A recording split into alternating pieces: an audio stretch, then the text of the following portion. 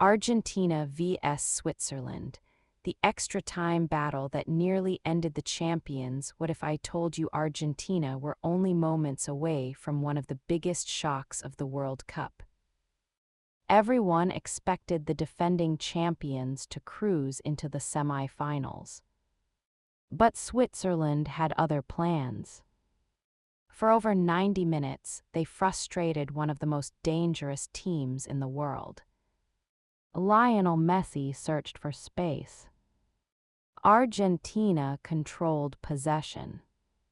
Yet Switzerland refused to break.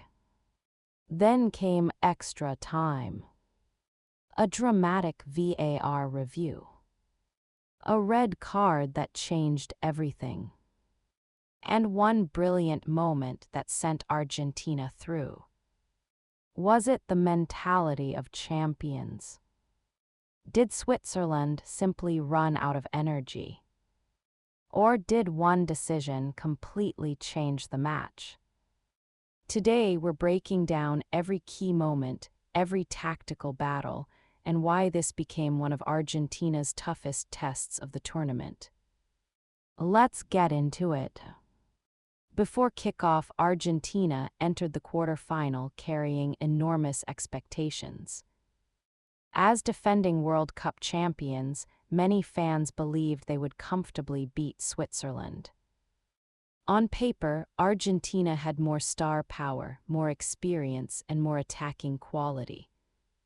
Switzerland, however, arrived with absolutely nothing to lose. Sometimes that's the most dangerous team of all. Their plan was simple. Stay compact. Close down Messi. Defend as a unit. And hit Argentina on the counterattack whenever possible. It sounded simple. Actually stopping Argentina was a completely different challenge. The stadium was packed. The atmosphere was electric. Millions around the world expected goals. Instead, they got one of the most tactical matches of the tournament. The match begins from the very first whistle. Argentina looked exactly as expected. They dominated possession. Short passes. A quick movement. Patient build-up. It looked like they were slowly trying to unlock a giant safe. The only problem: Switzerland had hidden the key. Every attack was met by disciplined defending. Every dangerous pass was intercepted. Every loose ball was fiercely contested. If defending had a World Cup, Switzerland were playing like champions. Messi kept dropping deeper to receive the ball. Argentina's midfield pushed forward. The fullbacks attacked relentlessly. But Switzerland stayed organized. The defending frustrated Argentina more and more with every passing minute. Switzerland grew into the match the longer the game stayed scoreless. The more confident Switzerland became. Every successful tackle lifted their belief. Every clearance earned huge cheers from their fans. Soon, Switzerland began launching dangerous counterattacks of their own. Suddenly, Argentina couldn't afford to make mistakes. One misplaced pass almost gifted Switzerland a golden opportunity. For a brief moment, the defending champions looked nervous. Possession statistics looked impressive. But possession without goals doesn't win football matches. It's a bit like owning the fastest car in the world but being stuck behind a traffic jam. Argentina had the ball. Switzerland controlled the danger. First half ends when halftime arrived. The score remained level. Argentina had controlled possession, created the better chances. But Switzerland had executed their game plan almost perfectly.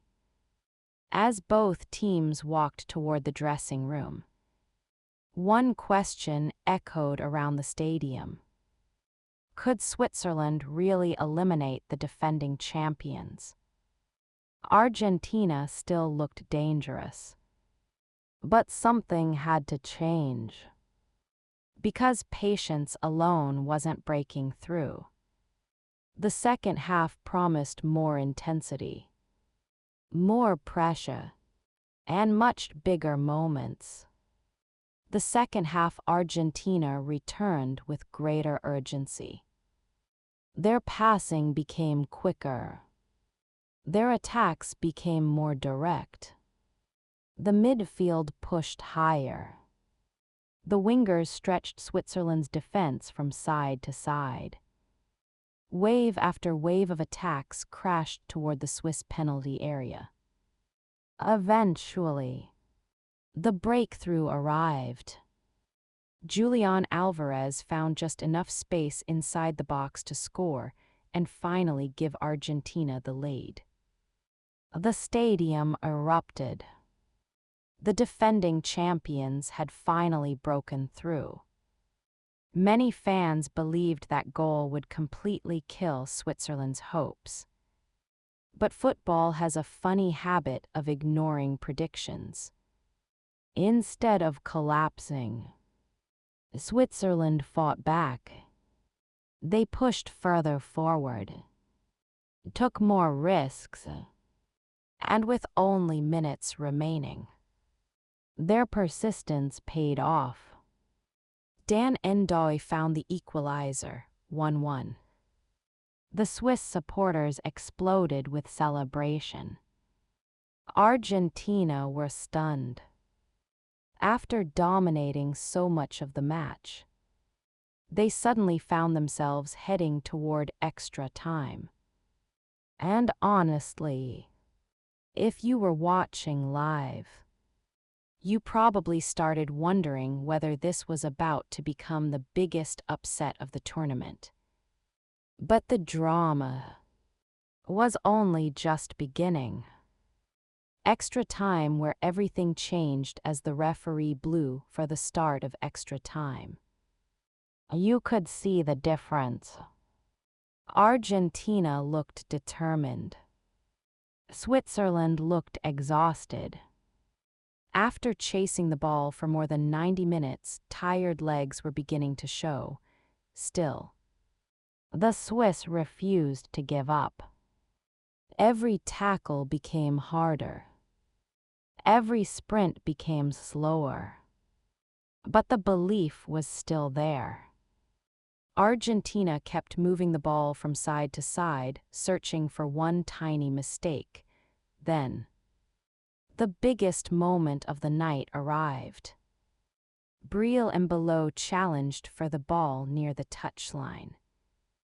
The referee initially allowed play to continue. But moments later, VAR asked him to take another look. The stadium fell silent. Fans held their breath. After reviewing the incident, the referee returned and showed him Below a red card. Immediately, social media exploded. Some fans believed the decision was absolutely correct under the laws of the game. Others felt it was too harsh for such an important match.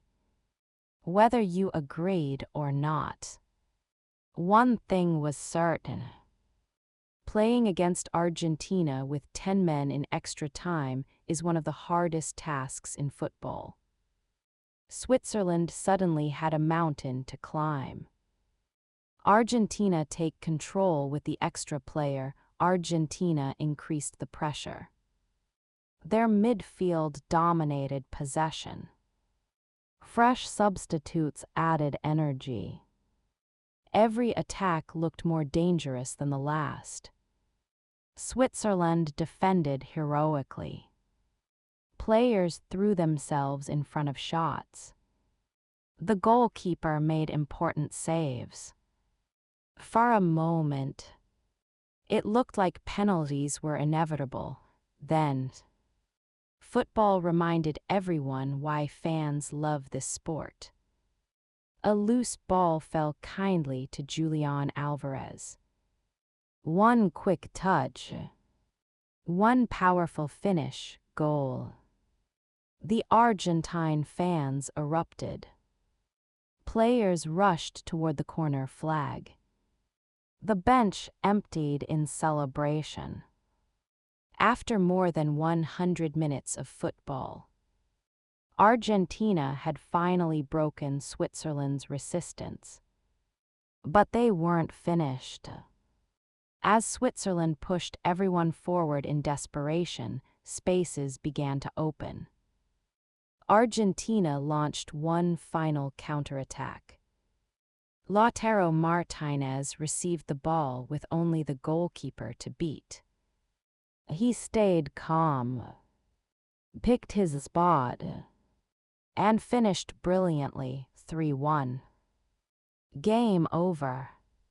The defending champions had survived. Tactical breakdown. So, why did Argentina eventually win first? Their patience. Many teams would have panicked after Switzerland equalized. Argentina didn't. They trusted their system. Second, their midfield completely controlled possession. Even when chances weren't coming, they kept moving the ball and forcing Switzerland to defend. Eventually, fatigue became the deciding factor. Third, the substitutes made a huge difference. Fresh legs changed the tempo of the match, especially in extra time. For Switzerland, there was plenty to be proud of. Their defensive organization frustrated Argentina for over 90 minutes. Their counterattacks caused real problems. And for long periods, they looked capable of producing one of the biggest upsets of the tournament. Match stats. Looking at the numbers, Argentina finished with more possession, more passes, more shots, and more chances created. But statistics don't tell the whole story. For over 90 minutes, Switzerland matched them with determination, discipline, and incredible teamwork. Sometimes football isn't just about talent. It's about belief. And Switzerland had plenty of it. Final thoughts. This wasn't Argentina's easiest victory. It wasn't their most beautiful performance. But it might have been one of their most important. Championship teams don't just win when everything goes perfectly. They find a way to survive when the game becomes difficult. Switzerland leave the tournament with their heads held high. They pushed the defending champions to their limits. Argentina move on. But they'll know tougher challenges are still waiting. Now it's your turn. Do you think the red card was the correct decision? Could Switzerland have forced penalties with 11 players? Or did Argentina deserve the victory regardless? Let me know your thoughts in the comments. If you enjoyed this documentary, don't forget to like the video, subscribe for more football analysis, and turn on notifications so you never miss the next breakdown. Thanks for watching, and I'll see you in the next one.